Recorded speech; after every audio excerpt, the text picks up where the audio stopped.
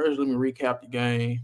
I think, man, because Buzelis didn't play, the white boy center didn't play, Eric Minka. So I think that I mean those two are key guys for the Ignite. So that forced Almonte to start, and I think Sane. I can't. I be man. I'm missing up the dude's name, but Sane started. The thing about this game is I feel like, especially when it comes to Ron Holland, I'm talking about him first when it comes to this game. I feel like he played a little bit more under control. I feel like he's already getting better when it comes to shot selection and forcing the issue. He had a couple turnovers here and there, but he played a little bit better in the flow of the game. He didn't force it too much offensively like he did in the first couple games. I think he had that 1-3 off a it was like off a pin down basically. He hit that 1-3 and then he had the little floater in the lane. He just versatile, bro. And he showed his versatility in this game. Izan Almansa. I'm disappointed with Izan Almansa in this game, man. He he was getting out rebounded, like just based off positioning. Like he didn't have good positioning. I don't think I like him at center. I don't like Izan Almansa at center. I think he's an actual traditional power forward, and I think that might hurt his draft stock. A lot of people had Almansa going in the lottery. I don't think he's a lottery pick no more. Me personally, I don't think Iman's is a lottery pick, bro, because he can't shoot, and I think he can get overwhelmed by centers. So it'll be hard to play him at power forward because he can't shoot, and if you play him at center, he could get overwhelmed. He did show quick feet defensively. He can defend in space a little bit. He can rebound and he can block shots. But as of now, if he has to go against the Jokic's, the Rudy Gobert's, just the bigger centers, and I feel like the bigs are coming back into the NBA. Him trying to play the center role, I feel like he'll have some problems. I think London Johnson played a very good game. He outplayed David Stockton. David Stockton kept turning the ball over. But London Johnson, he played with pace. He had a nice N1 layup. He had a nice couple pull up middies. He had about 6 assists. So I think he had a good game. Tyler Smith. I got to talk about Tyler Smith. He seems like Lamarcus Aldridge light. Like if we wake up 5 years from now and Tyler Smith is the seventh man in a rotation, he giving you about 11 points per game, I wouldn't be surprised. He can hit the three, he can hit the midi. He was just a zone buster. He was a zone buster. He busted that zone a few times. And you could tell the difference between him and when Sani when they was in, because Sani couldn't really bust the zone like Tyler Smith did. Tyler Smith led the Ignite in points this game. He had 18. So I think Tyler Smith played a very good game. Who else? Who else? John Jenkins. He was decent. He was decent.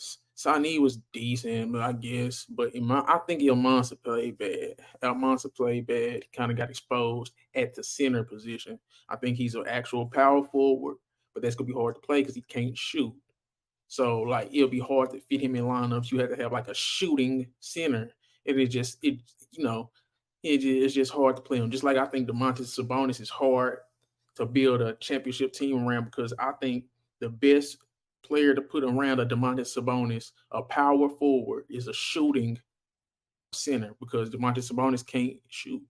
So and he's a defensive liability too. I don't think Almanza is a big of a defensive liability as Sabonis, but I do think Almanza will struggle guarding centers. He's an actual power forward, so that's gonna be something to watch. But that's it for the game recap. Oh, I do got to talk about this. G League, they got destroyed on the boards, man. They got absolutely destroyed on the boards. I think they gave up 28 offensive rebounds.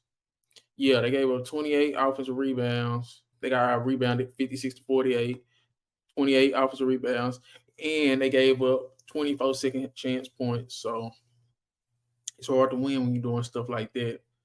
They lost the points in the paint battle and the bench points battle, so it's hard to win a game like that. But let's get into Ron Holland, the uncertainty of the 24 NBA draft. I think this draft, I think I was looking at it, and I'm probably gonna make a video on it. But it's about 13, 14 dudes. I wouldn't be surprised go number one overall, depending on circumstances next year. Well, this upcoming year, it's about 13, 14 guys. it's three guys that stick out to me, and that's Justin Edwards, Alex Saw, and Ron Holland. Those three are the big three so far to me personally. So I think those would be three. But I wouldn't be surprised if a guy like Xavier Booker, if he have a great season, go number one. Jacoby Walter, just Stephon Castle. It's some guys that could potentially go number one that we not talking about. Could be a dark horse number one year where a guy that you wasn't thinking about pre-draft, I mean preseason, and he could sneak in there. So I think Ron Holland, he's right now the favorite, I think, to go number one, but he's by no means a guarantee. And it's shaky. There's no true number one going in right now, in my opinion. But I do want to talk about what Holland will bring if he do go number one. He's a guaranteed impact player, bro. Ron Holland is a guaranteed impact player, man. He plays with like intensity of a role player, but offensively he got star potential. And when I look at Ron Holland, I think of a multitude of guys. I think of like a Andrew Wiggins, Jalen Brown type of athlete, defensive impact, potential offensive impact, a Jared Vanderbilt type of motor. Uh, that's what I think of Ron Holland. If I would have to say what would I expect from Ron Holland, I would expect him to be like a third option on the championship team. I really feel like in the right situation, on the right role, he can do just like what Andrew Wiggins when he went to Golden State. They went from a good team to a championship team. I feel like Ron Holland can do some of the similar things. Um, the thing about Ron Holland that makes him special is two things about Ron Holland that make him special. His first step is elite. His first step as a wing is elite. It's like a Jaden Ivey first step, just wing version. Like Ron Holland has a Jaden Ivey like first step on the wing. I think he has just two elite traits that you can't teach. A quick first step, I think that's elite. And then his motor is elite. And he's got budding offensive potential. He's learning how to play. He's learning how to play on the wing. He was a post at Duncanville, and over the course of time, he was working on his wing game. He is developing at an alarming rate. So I would bet on his potential. But I do think, and this go transition to my next point, I think he's going to be one of the rawest number one picks in a while. If he go number one, Ron Holland will be a raw number one. I think he just still has decision making on the offensive end questions. Like he got questions on in his decision making, especially on the offensive end. Sometimes he can get like barrel headed and he just go, and not really play in the flow of the offense. He's getting better. I could tell he's already getting better with that.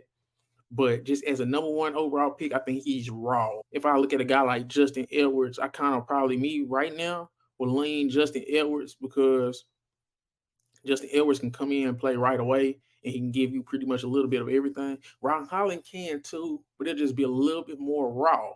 He's more raw. I think he has the highest upside.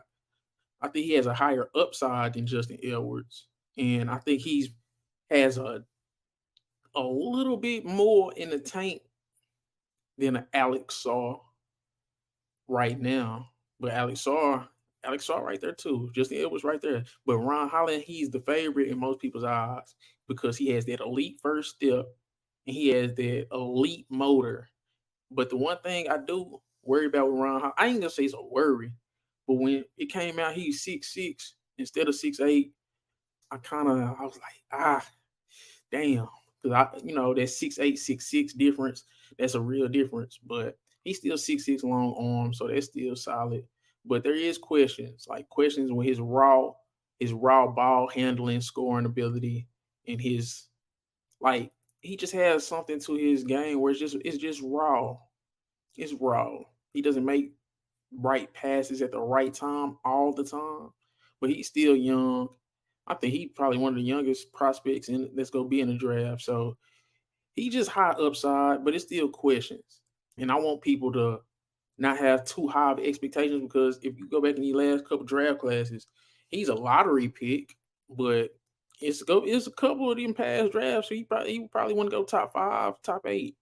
That's just me. So gotta be level headed with the expectations, even if he go number one overall. That's my biggest worry with Ron Holland. If he go number one overall, the expectations will be too high. Just like a guy like Andrew Wiggins. Like Andrew Wiggins always was a flash role player. Joel Embiid, flash star. And I just hope we don't expect that Jason Tatum on the wing, number one option type of thing at around Holland. Like I said, I think he gonna be a third option on the championship team, but he can get you that key block, that key steal, the key rebound on offense and defense boards. Like I think he's gonna be one of them guys. He's gonna be a key piece on the championship team potential dynasty as a third scoring option, best perimeter defender, very switchable. And I just hope if he goes number one overall, they don't put too much on him.